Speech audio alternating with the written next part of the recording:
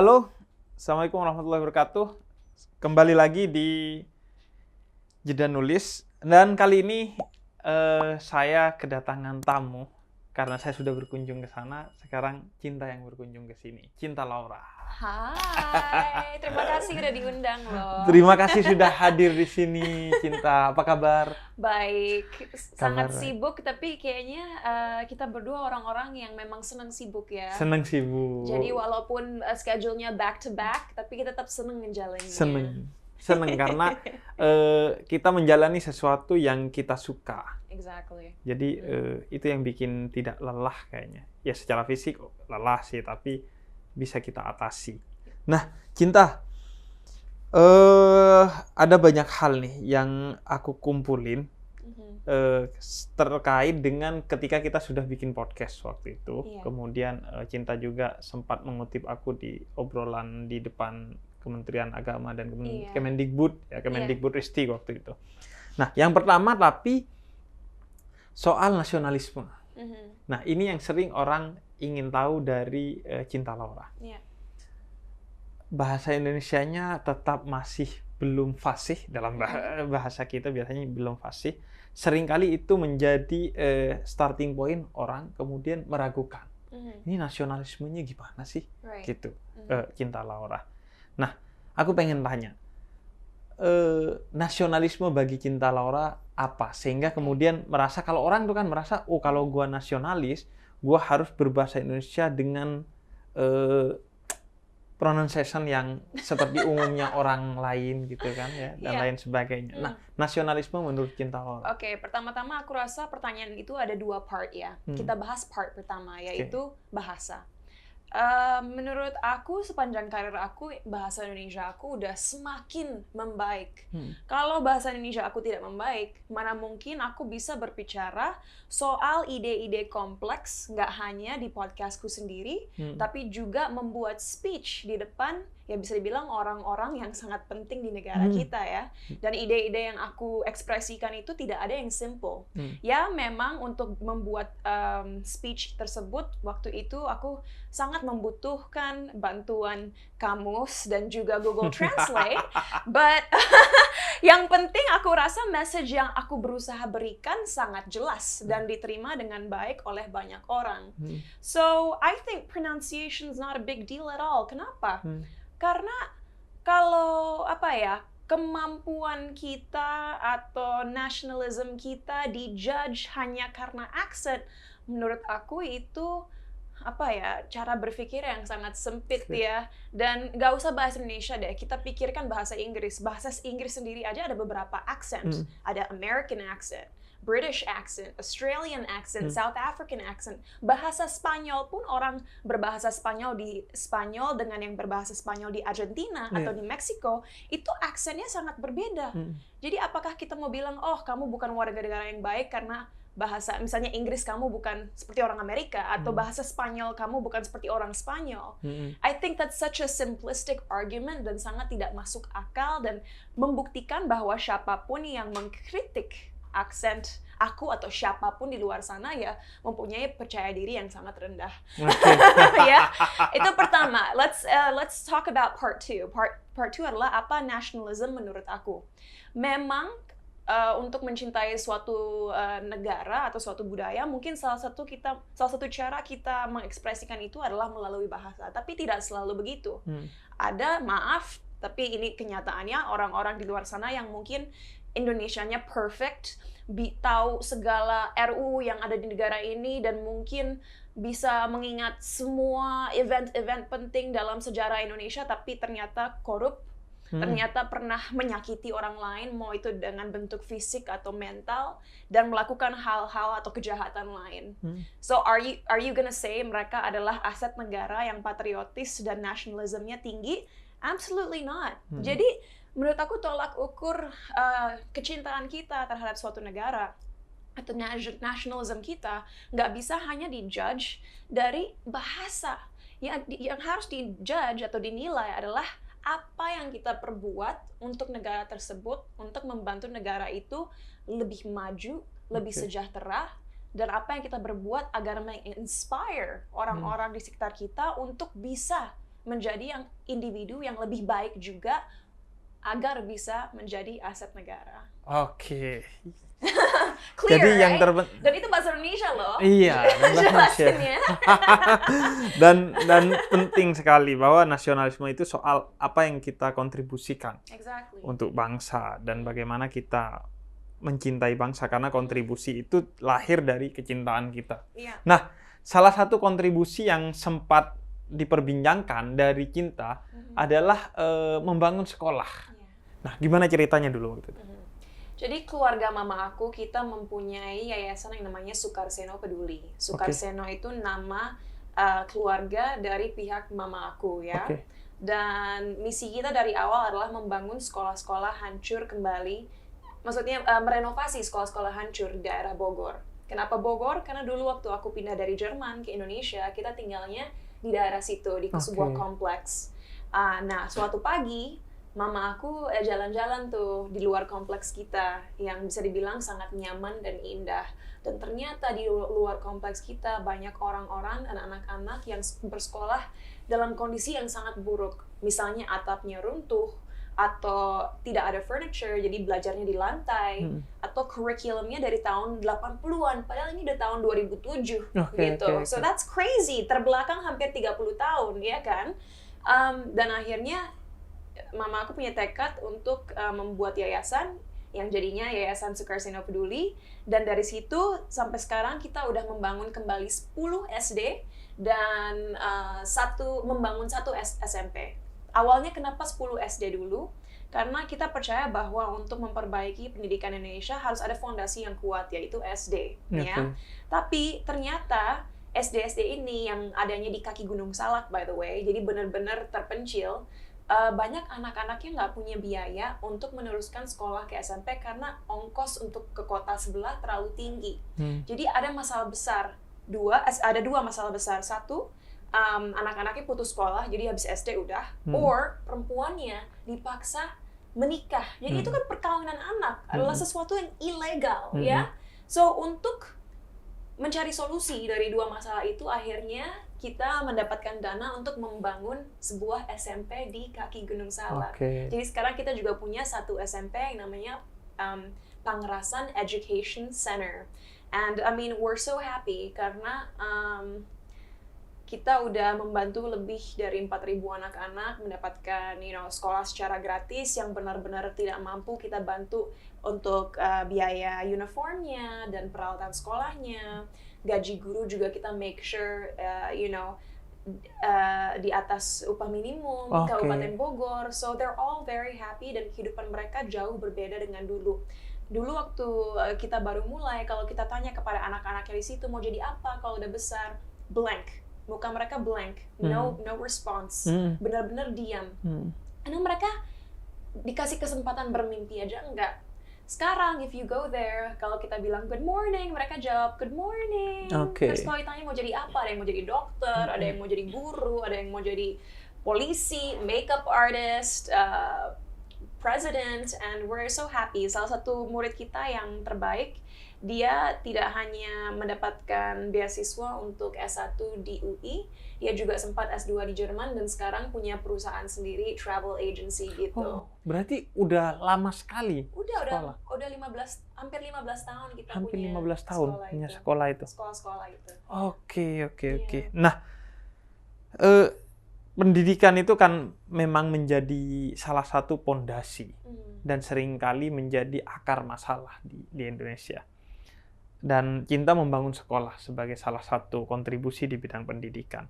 Nah, kalau ngobrolin soal pendidikan, Cinta ada pandangan apa yang penting atau apa yang terbaik dalam meningkatkan kualitas pendidikan kita? Oke. Kalau secara detail, aku rasa bukan hak aku untuk benar-benar berkomentar tentang sistem pendidikan Indonesia, karena jujur memang aku selain besarnya di luar, juga waktu bersekolah di sini ke international school, dan setelah itu kuliah di luar. Jadi ya aku nggak pernah mengexperience sendiri bagaimana kurikulum di sini. Tapi yang aku tahu dan apa yang aku lihat dari sekolah-sekolah yang aku punya, seringkali di kurikulum yang kita miliki di negara ini, anak-anak hanya diajarkan untuk menghafal. which is a big problem. Karena semua orang bisa menghafal. Tapi yang kita butuhkan adalah menginternalisasikan informasi yang kita dapatkan dan bisa mengekspresikannya itu kembali dengan opini kita sendiri. Yaitu dalam kata lain, we have to be able to think critically agar setiap informasi yang kita baca, kita lihat dari berbagai sudut pandang dan kita bisa mencari kebenaran dari semua sumber-sumber itu. Ya, itu pertama. Kedua, mumpung kita tadi ngomongin di belakang kamera kita ngomongin keberagaman negara ini dan juga toleransi dan lain-lain, aku harap ya bisa lebih fair pelajaran agama. Setiap agama diajarkan secara rata supaya anak-anak Indonesia bisa belajar tentang semua keyakinan yang ada di luar sana dengan baik dan punya pengertian yang kuat gitu. Dan aku sempat membicarakan ini di Kementerian Agama, tapi saat aku bersekolah dulu, aku membaca berbagai kitab suci dari berbagai agama dari segi filosofi dan juga literatur. Dengan begitu, aku dapat benar-benar mengapresiasi ajaran dari setiap agama dan melihat, oh ini ya, dari agama ini bagus sekali, oh ternyata agama ini tuh gini ya. Jadi aku bisa mengerti perspektif mereka dan melihat bahwa memang at the end of the day, setiap agama itu berusaha mengajarkan values yang baik agar kita mempunyai kompas moral yang kuat dan bisa menjadi manusia yang saling menghormati satu sama lain dan hidup secara harmonis dan sejahtera. Nah, itu sekaligus juga aku pengen ngobrolin soal itu. Apa yang disampaikan oleh Cinta di depan Menteri Pendidikan, Menteri Agama, dan Menteri Dalam Negeri waktu itu ya. Dan kebetulan aku dapat banyak karena banyak yang kirim di WA. Karena salah satu yang disebut adalah namaku di sana. Nah, dalam perbincangan saya beberapa waktu lalu dengan Habib Hussein Jafar, kami berdua sepakat bahwa bahaya yang masyarakat kita alami sekarang adalah mengatasnamakan Tuhan untuk kepentingan pribadi. Menyesatkan generasi penerus bangsa dengan prinsip hidup yang sebenarnya tidak ada dalam Holy Scriptures atau kitab suci agama. Tapi di sana kan sangat formal, Cinta ya, menyampaikan pidatonya lah. Nah, aku pengen di sini mungkin banyak yang belum mendengar dan ingin dieksplorasi lebih casual tentang keberagaman dan toleransi menurut Cinta. Oke. Oke. Jadi mau aku berikan konklusinya gitu dari pidatonya secara informal? Atau pandangan secara umum lah, pandangan Cinta tentang keberagaman dan toleransi di Indonesia. Indonesia kan adalah sebuah negara archipelago. Jadi ya udah otomatis memang kita negara yang sangat beragam secara agama, secara ras, secara budaya, dan pokoknya dari berbagai aspek gitu. Dan kalau kita lihat dalam konstitusi kita sudah dikatakan bahwa memang Indonesia mempunyai 6 official religions ya. Tapi nggak tahu kenapa aku merasa seiring berjalannya waktu kenapa kita semakin bertengkar karena perbedaan dan tidak seharusnya seperti itu. Aku akan mendeskripsikan apa toleransi di mata aku sebentar lagi, tapi inti dari speech aku adalah ya apakah aku harus mengutip René Descartes lagi? Boleh. Jadi dalam pidatoku aku bilang bahwa seorang filsafat mengatakan, yaitu René Descartes, dia mengatakan bahwa manusia adalah bukan sosok. Kok tiba-tiba aku lupa bahasa Indonesianya ya? Makhluk. Manusia adalah makhluk yang finite atau terbatas. Tuhan adalah sosok yang infinite atau tidak terbatas. Jadi sebenarnya kita bisa dengan logika kita sendiri berpikir kalau kita adalah makhluk yang terbatas, bagaimana kita bisa mengerti sesuatu yang di luar kapasitas kita sendiri, yaitu in this case Tuhan, sosok yang tidak terbatas. Oleh karena itu, sebagai manusia, jangan merasa seperti kita tahu apa yang ada dalam pikiran Tuhan dan apa yang Tuhan inginkan, karena itu sama saja kita memanusiakan Tuhan dan tidak seharusnya kita melakukan itu. Yang kita bisa lakukan sebagai manusia adalah berbuat baik dan berusaha, kalau menurut Immanuel Kant, menjadi sosok yang sempurna, to achieve sovereign good, agar bisa mendekati apa yang Tuhan mau atau mendekati kebenaran gitu. Tapi ya seperti kita bisa lihat sekitar kita, kadang-kadang orang-orang ya karena memang pintar memanipulasi, mengatasnamakan Tuhan untuk kepentingan mereka sendiri. Dan akhirnya orang-orang yang memang mungkin sedang hopeless, tidak punya arah dan butuh bantuan, mereka mendengarkan opini-opini ini dan merasa ya itu kebenaran yang padahal tidak. Gitu. Ilusi saja itu. Iya. Nah, kalau toleransi tadi. Oh, toleransi, yes. Jadi banyak orang berpikir, oke, saya toleran kok. Kalau orang itu mau percaya Tuhan ini atau orang ini mau punya agama itu ya boleh-boleh aja. Tapi asal jangan ganggu saya. Menurut aku itu bukan toleransi. Toleransi adalah ketika kita tidak hanya bisa hidup berdampingan dengan orang-orang yang mempunyai kepercayaan yang beda, tapi juga bisa mengapresiasi kepercayaan yang mereka punya, bisa melihat keindahan dari adat-adat yang berbeda dari yang kita miliki, gitu. Jadi bukan hanya sekedar bisa hidup dalam satu bumi dengan orang-orang yang berbeda, tapi juga bisa mengapresiasi dan berusaha mengerti cara berpikir mereka, agar kita pun bisa menyadari, tidak apa-apa kok mereka berbeda dengan saya, tapi bukan berarti apa yang mereka percaya itu sesuatu hal yang salah. Ya mungkin ini kepercayaan yang saya punya dan ini yang menurut saya paling benar, tapi tidak menutup kemungkinan bahwa ya mungkin apa yang mereka ketahui juga benar gitu. So it's not just about tolerating them, tapi juga mau mengerti sudut pandang mereka, mengerti cara berpikir mereka, dan mau belajar tentang apa yang mereka percayai. Karena kayaknya Habib juga pernah bilang kan bahwa sebagai manusia yang Tuhan inginkan untuk kita adalah menjadi orang yang berwawasan, berwawasan luas. Dan aku yakin dunia ini akan menjadi dunia yang lebih indah kalau kita memang lebih terbuka untuk mau mempelajari kepercayaan dan cara berpikir orang lain. Ya, dan bahkan itu bukan hanya soal toleransi, tapi soal yang lebih mendasar adalah soal pilihan beriman dan beragama kita. Kita kan cenderung beriman dan beragama secara warisan. Tidak pernah mempelajari semua agama dan kemudian saya memilih ini kan. Tidak, karena ini orang tua saya begini, ya sudah saya begini juga gitu. Dan yang dipelajari oleh kita seringkali adalah keimanannya. Oh, kata orang tua saya itu harus begini, harus begitu. Bukan kenapa orang tua saya menemukan itu sebagai kebenaran. Dan ya mempelajari agama lain sebenarnya sebagai upaya untuk memahami agama lain sehingga kita tidak ada stigma atau kecurigaan kepada agama lain. Betul-betul kenal mereka. Iya, benar. Nah,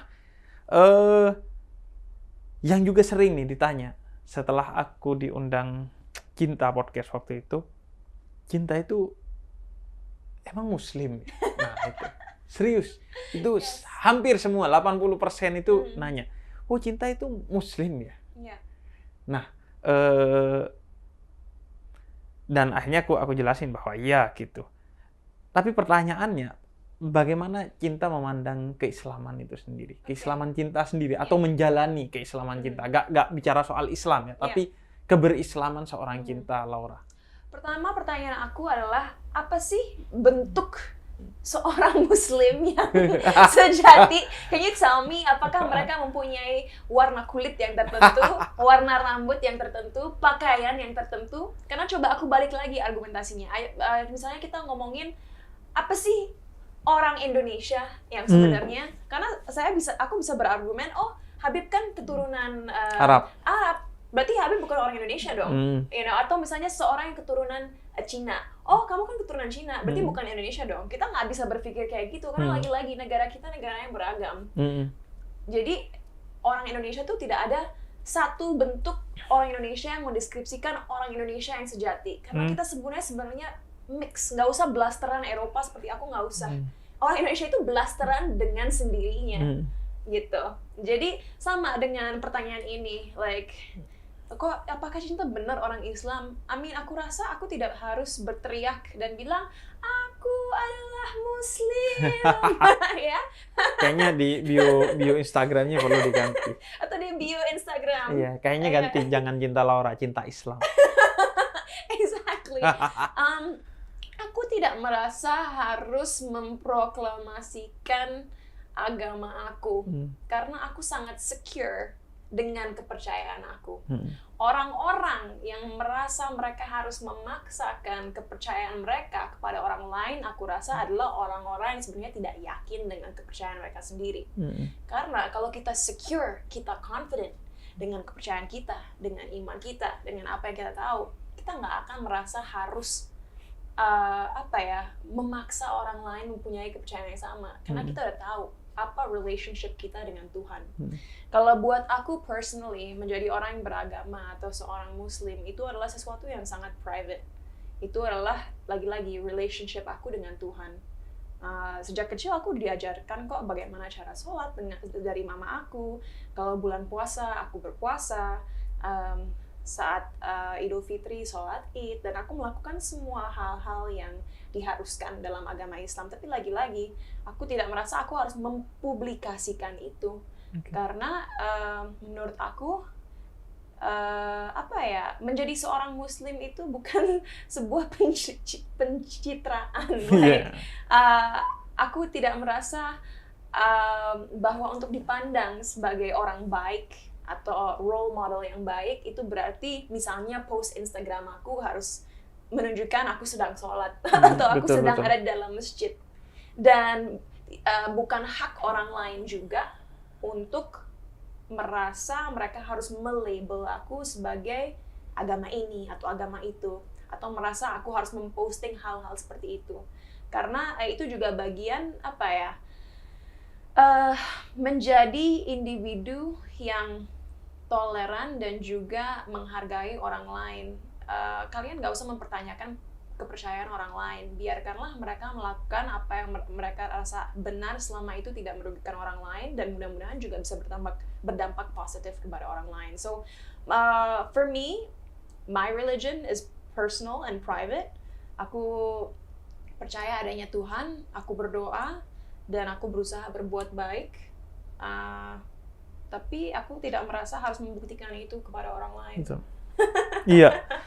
Tapi mungkin itu lebih ke kayak orang nggak mengira cinta itu seorang Muslim. Mungkin lebih ke itu ya. Oh ternyata Islam ya. Atau cinta mau bicara nggak soal ini?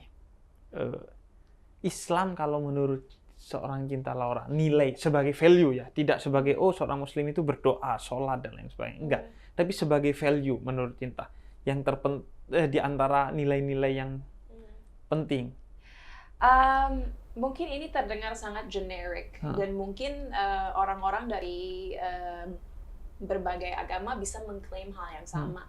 Tapi buat aku, secara pribadi menjadi seorang Muslim atau mempunyai kepercayaan Islam adalah menyebarkan cinta dan kebahagiaan dan nilai-nilai yang positif. Karena kita pun pernah mendiskusikan ini bahwa Islam itu adalah agama cinta, the religion of love, gitu. Jadi dan itu tidak harus selalu dieksekusi atau dilakukan melalui sholat atau ke masjid atau mengaji. Itu bisa dilakukan dengan berbagai hal, misalnya itu membangun sekolah, membangun yayasan yang membantu orang-orang yang membutuhkan bantuan, membantu orang-orang yang tidak bisa membantu diri mereka sendiri.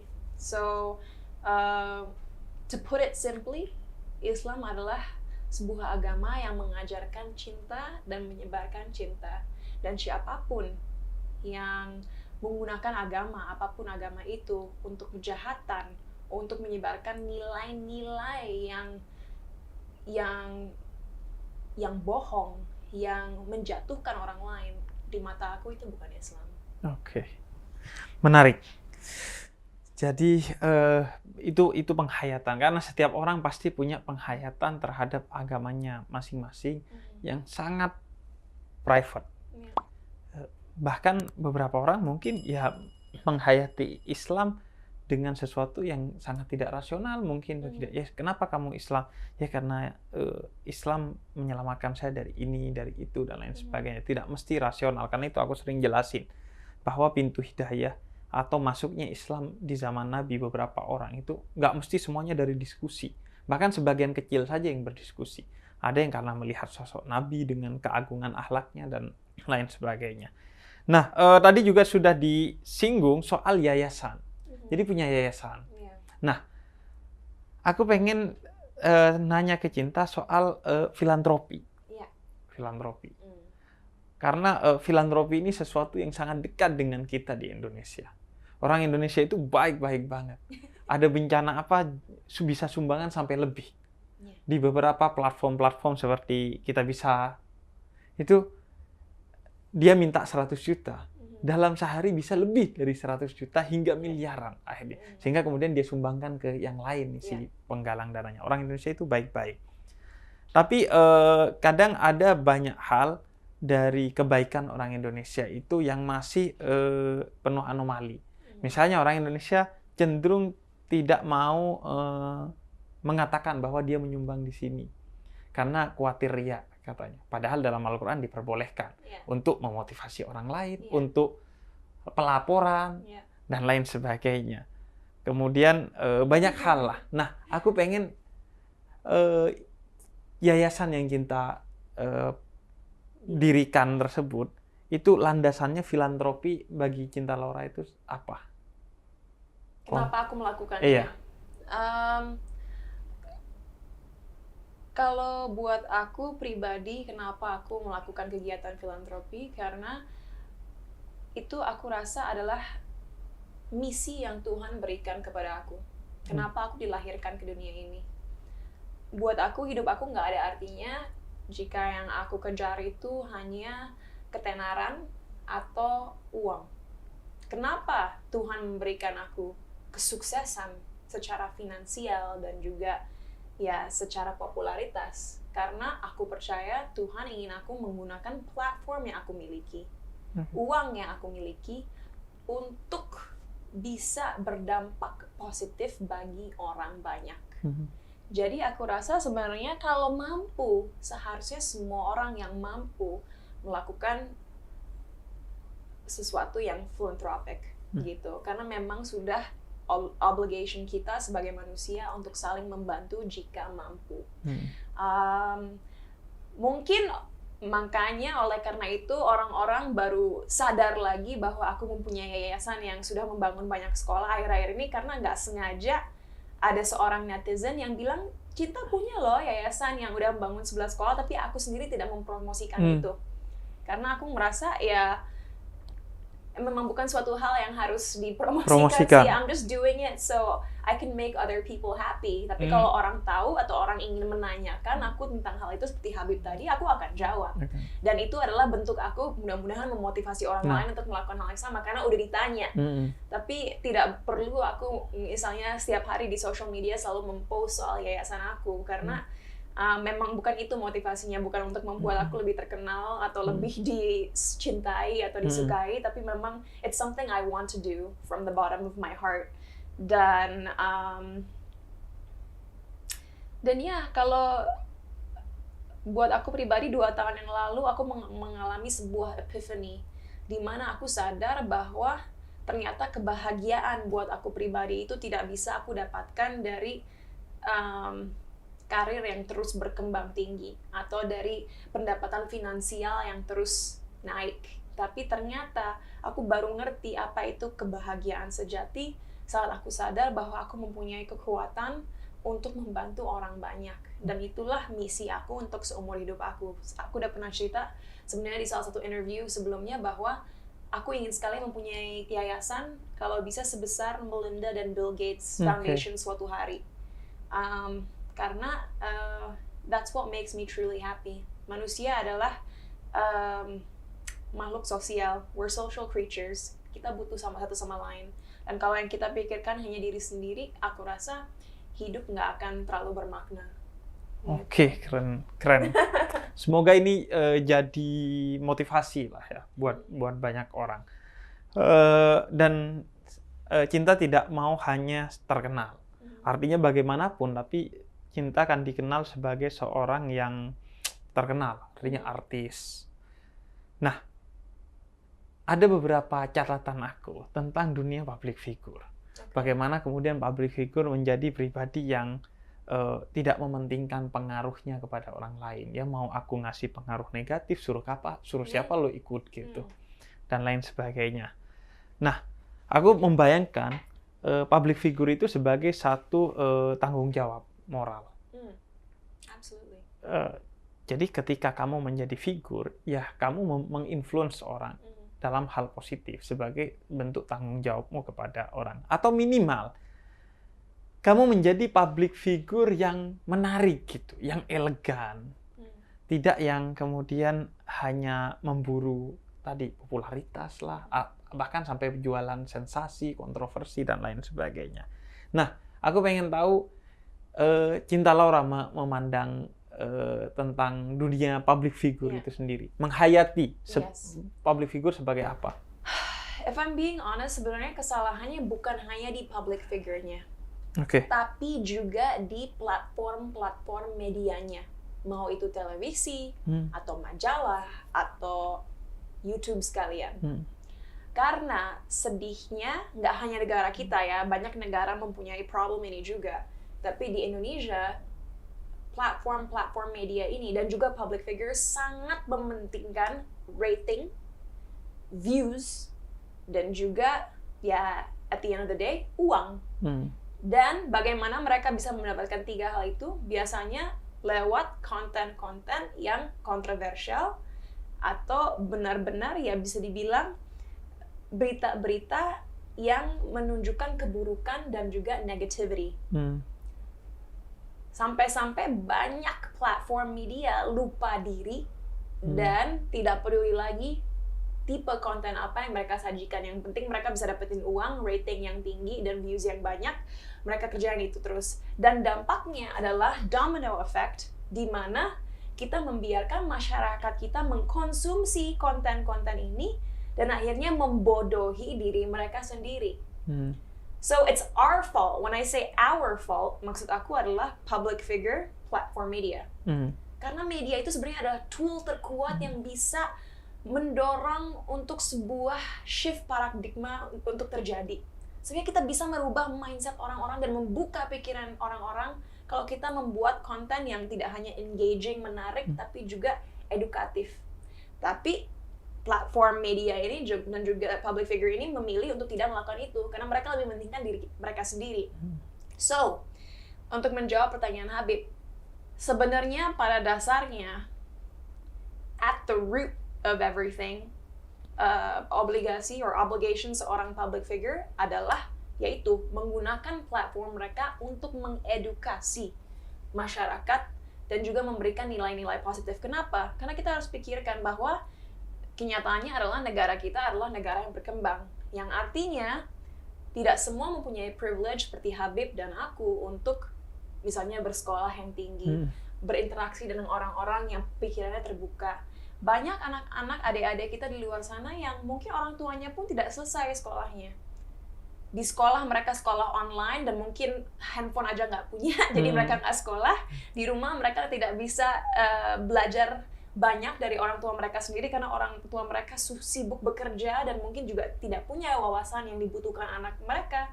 Ketiga, saat mereka nonton TV atau nonton di internet atau apa itu main social media, yang mereka lihat adalah maaf, sampah. Jadi apa yang terjadi kepada pikiran mereka ya jawab sendiri. Aku nggak mau berkata kasar. Iya, karena aku termasuk orang yang tidak setuju bahwa ya publiknya pengen begitu. No, it's our fault. Karena public figure dan yang lebih utuh adalah medianya. Media itu hadir memakai frekuensi publik untuk kemudian seharusnya memberikan sesuatu yang positif. Bekerja secara kreatif itu yang membuat kita kemudian mendapatkan exposure yang besar. Bukan dengan bekerja secara sensasional, kontroversial dan lain sebagainya. Ketika konten yang baik dibungkus dengan kreativitas yang baik, aku rasa dimakan kok oleh publik. Dan untuk menambahkan aja, makanya aku membuat podcastku bulan Februari lalu. Kurang dari setahun yang lalu, akhirnya aku membuat Bicara Cinta yang kemarin aku undang Habib. Iya, dan itulah misi aku. Memang mungkin tidak akan viral seperti kontennya Om Deddy ya, atau Atta Halilintar, atau konten-konten creator lainnya. Tapi untuk konten indie atau konten niche, views yang aku miliki di podcast aku sangat baik. Dan apa yang aku diskusikan di podcast aku, itu misalnya agama dari segi filosofi, mental health, depression, eating disorders, broken home, bullying. Itu semua hal-hal yang mungkin kadang dianggap tabu atau jarang didiskusikan di masyarakat kita. Akhirnya aku bahas di podcast aku, karena misi aku adalah mudah-mudahan bisa membantu generasi muda Indonesia selanjutnya, penerus bangsa, untuk bisa mempunyai pikiran yang terbuka dan hopefully bisa memimpin negara ini dengan baik ke depannya. Dan itulah kontribusi kecil aku terhadap media kita. And I hope lebih banyak public figure lagi bisa membuat hal-hal yang positif seperti itu. Nah, tadi juga sudah sempat disinggung soal mental health. Ini juga isu yang aku concern sekali. Soal kesehatan mental. 1 dari 10 anak muda di Indonesia itu punya masalah mental. Itu riset menyebutkan seperti itu. Dan Cinta kebetulan sarjana di bidang psikologi di University of Columbia. Columbia University. Di bidang psikologi. Nah, aku minta Cinta berkomentar dan bicara soal mental health. Yes. Alright, so aku yakin sebenarnya angkanya jauh lebih tinggi daripada yang di-mention Habib tadi. Tapi sayangnya pendidikan soal mental health di negara kita masih sangat minim. Sehingga mayoritas dari orang-orang yang mengalami sebuah masalah mental health akhirnya either nggak sadar bahwa mereka mempunyai issue mental health atau tidak speak up karena malu. Jadi kalau Habib nanya kepada aku apa masalahnya di negara kita sekarang, yaitu bahwa karena pendidikannya masih sangat minim, akhirnya orang-orang either tidak sadar bahwa mereka memiliki mental health problem atau tidak mau berbicara karena malu dan takut dianggap lemah atau takut nanti bikin malu keluarga, dan itu semua hal-hal yang sangat irasional. Karena sebenarnya kesehatan mental itu adalah suatu hal yang sangat-sangat penting, dan bahkan kalau ditanganin itu menurut aku bisa sangat membantu negara ini untuk lebih maju gitu. Dan tidak seharusnya mental health dianggap tabu atau suatu hal yang memalukan. Karena apakah kita nganggap demam atau bersin-bersin suatu hal yang memalukan? Enggak. Nggak ada bedanya kesehatan fisik dengan kesehatan mental. Harusnya kita mencari solusi dari masalah-masalah kesehatan mental dengan cara yang sama kita mencari solusi untuk masalah-masalah kesehatan fisik. Karena dua-duanya sangat penting. Kadang-kadang kesehatan fisik bisa tercompromise karena masalah mental. Gitu. Iya. So our minds are so strong. Kita lah belajar dari COVID-19 kemarin ya. Di awal-awal kan orang menganggap itu sebagai aib. Sehingga ketika orang terkena COVID-19, orang akan bersembunyi. Tidak mengatakan. Atau bahkan seolah-olah tidak apa-apa, dia tetap keluar karena takut dijudge oleh orang lain. Nah, aku rasa posisi masalah mental itu berada di sana. Sekarang masih dijudge dengan segala stigma yang negatif. Karena itu kita perlu mengkampanye ini, terus membicarakan ini, mengedukasi ini, untuk kemudian ini menjadi COVID seperti sekarang. Ya masalah, tapi bukan aib gitu yang mau kita tangani bersama. Karena kalau ini dibiarkan terus, karena kesehatan mental itu kan bisa menjadi beban yang serius bagi orang yang ada di sekitarnya, apalagi kalau di stigma negatif gitu, sehingga akhirnya bisa menular kemana-mana dan menjadi masalah-masalah tambahan gitu. Karena itu kita concern untuk menyelesaikan masalah ini, dan ya sebagaimana sakit fisik tadi, maka kalau sakit fisik bisa diobati dengan obat, walaupun mental juga bisa berpengaruh, tapi utamanya dengan obat. Tapi kalau masalah mental itu obat tidak bisa mengobati sepenuhnya, bahkan hanya men-trigger saja. Yang utama adalah support system masyarakat. Jadi kalau kita masih membangun stigma yang ini dan itu, menyebut ini dan itu bagi orang yang bermasalah mental, itu akan buruk sekali sih. Dan lagi-lagi salah satu solusi untuk bisa menormalisasikan masalah-masalah mental adalah dengan mendiskusikannya di platform media seperti apa yang kita lakukan sekarang, atau di TV, atau di koran, di majalah. Ini harus, menurut aku, dari kecil anak-anak udah mulai diedukasikan bahwa merasa sedih atau misalnya merasa mempunyai masalah mental itu bukan suatu hal yang salah, aneh, atau membuat mereka menjadi seorang yang terbatas. Karena terkadang orang-orang tersukses dan sangat jenius pun mempunyai masalah mental yang mungkin kita semua nggak tahu. Betul. Gitu. Dan ketika ada masalah, ya seharusnya tadi Cinta bicara, kita datang untuk memberikan empati, care kepada hal itu. Karena itu penting menjadikan ini sebagai isu agar tumbuh yayasan-yayasan, kemudian donasi-donasi untuk masalah mental ini. Aku sempat membaca buku yang menurut aku sangat menarik. Kenapa orang-orang kadang-kadang malu atau merasa tabu mempunyai isu kesehatan mental? Karena sebenarnya dari cara orang-orang mendeskripsikan atau menulis tentang mental health aja, secara subliminal, secara psikologis, kita mengasosiasi sebuah mental health itu seperti sebuah aksi kriminalitas. Gitu. And it's so interesting, karena memang mungkin kita nggak sadar, tapi kata-kata yang kita pilih, kata-kata yang kita gunakan sebenarnya bisa merubah cara kita menginternalisasikan sebuah informasi secara emosional dan juga secara logika. Betul. So I think di masa depan kita juga harus lebih hati-hati bagaimana kita mendeskripsikan masalah mental health. Jangan bilang, oh kamu punya penyakit depresi. Itu kan salah. Kamu punya penyakit depresi, itu udah orang langsung, ya saya punya penyakit depresi. Depresi itu harusnya jangan dideskripsikan sebagai penyakit. Bilang, kamu sedang mengalami depresi. Kamu punya masalah kesehatan mental, bukan kamu punya gangguan mental. Kalau kita bilang, oh kamu punya gangguan mental, pasti kita akan langsung merasa terintimidasi dong. What's wrong with me? Tapi kalau kamu mempunyai masalah kesehatan mental, aku rasa itu jauh lebih make sense. Sama seperti, oh kamu punya alergi, kamu punya masalah dengan bulu kucing, jadi kamu alergi, iya kan? Sama kayak depression, kamu sepertinya mengalami depresi dan kita harus membantu kamu membuat kesehatan mental kamu pulih kembali. Itu kan lebih enak daripada, oh kamu punya gangguan mental dan kamu sekarang lagi punya penyakit depresi. Takut kan dengarnya?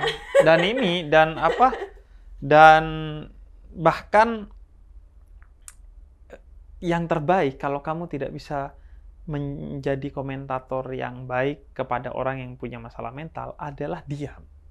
Dia mendengarkan dia, itu sudah cukup kok. Jadi daripada kamu mengeluarkan kata-kata yang tidak tepat, karena mereka akan sangat sensitif. Jadi diam aja ketika mereka curhat, ketika mereka ada apa-apa.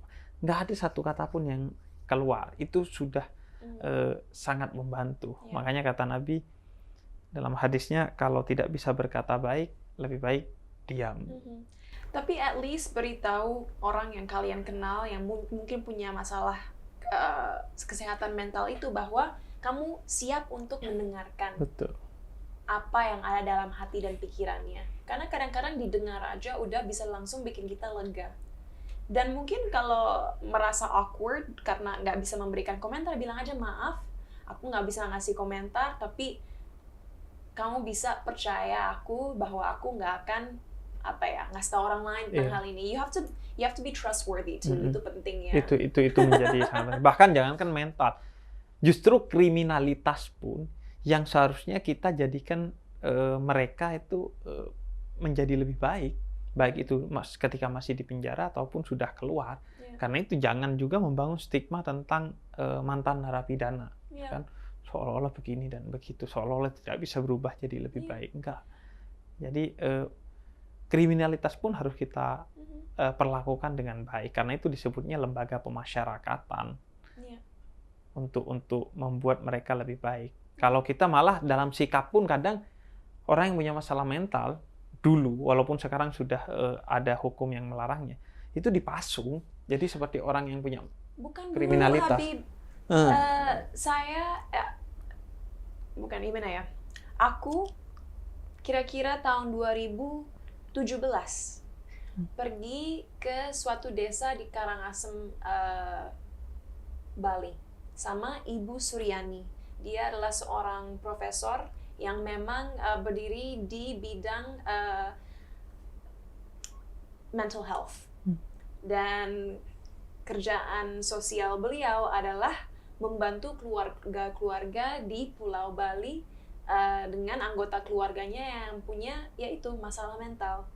Dan dia sekarang, beliau sekarang sedang berusaha memberhentikan yaitu kebiasaan orang-orang di desa Bali memasung anggota keluarganya saat mempunyai masalah mental health. Dan itu sedih sekali sebenarnya.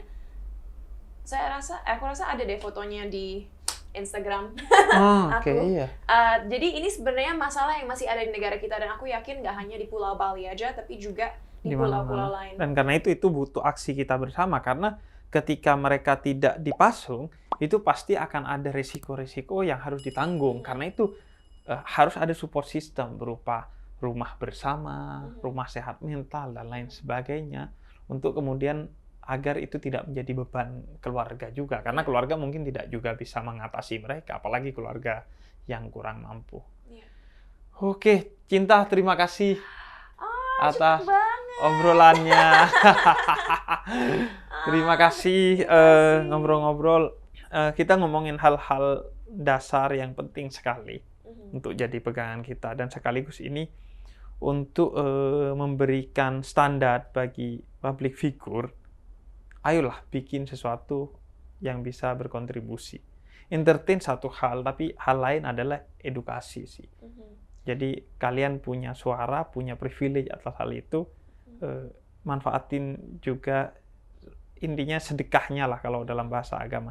Sedekah itu tidak mesti dalam bentuk duit, tapi konten untuk yang positif. Jadilah seorang public figure yang bisa merubah hidup orang lain ke arah yang lebih baik. Itu pesan aku. Thank you, Cinta. Thank you. Wassalamualaikum warahmatullahi wabarakatuh.